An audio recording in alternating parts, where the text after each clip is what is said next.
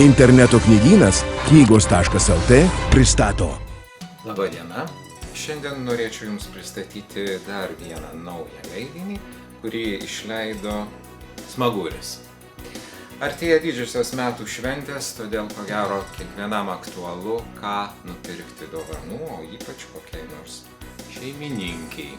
Šiais laikais labai madinga pasidarė kepti duoną namuose, tačiau knyga, kurią matote mano rankose, yra skirta ne paprastoms duonoms ar šeimininkėms.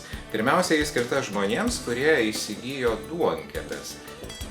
Jeigu jūs turite tokį prietaisą namuose, tai ši knyga skirta būtent jums. Čia rasite daugiau nei 150 receptų, bet be jų dar sužinosite, kaip galima duonkepę panaudoti, kepant kitus kepinius. Knyga išties yra įspūdinga ir ko gero yra visiškai unikali. Antros tokios mūsų rinkoje nerasite, todėl manau, kad su jos pagalba jūs galėsite tikrai paįvairinti savo šventinį stalą, o galbūt nustebinti draugus ir šeiminykščius.